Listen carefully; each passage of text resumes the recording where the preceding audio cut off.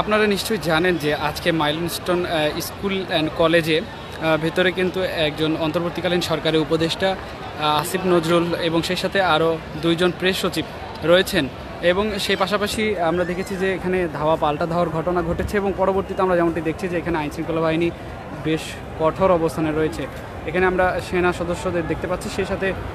র্যাবের কিছু সদস্য রয়েছে এবং র্যাব বিজিবি থেকে শুরু করে আমরা দেখতে পাচ্ছি আইনশৃঙ্খলা বাহিনী পুলিশের কিছু সদস্যও কিন্তু এখানে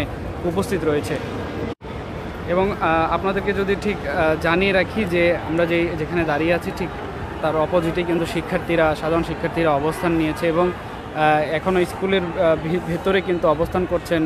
অন্তর্বর্তীকালীন সরকারের একজন উপদেষ্টা, আইন উপদেষ্টা ডক্টর আসিফ নজরুল এবং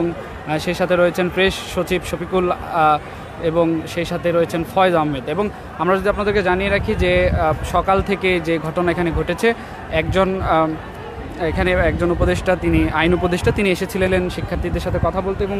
পরবর্তীতে তোপের মুখে পড়ে সেখান থেকে এবং তারপরেই কিন্তু আমরা দেখেছি যে তিনি দ্বিতীয়বারের মতো সেখান থেকে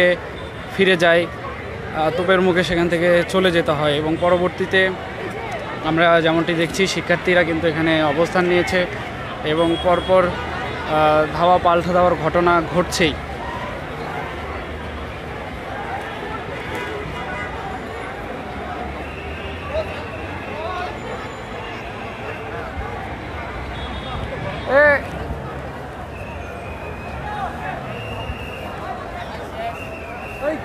তাড়াতাড়ি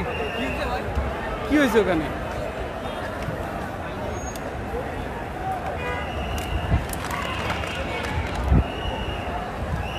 দর্শক, ইতিমধ্যে যেমনটি দেখছেন এই পাশে শিক্ষার্থীরা কিন্তু দৌড়াচ্ছেন, মূলত সেটি একটু আপনাদেরকে দেখানোর চেষ্টা করব। একজন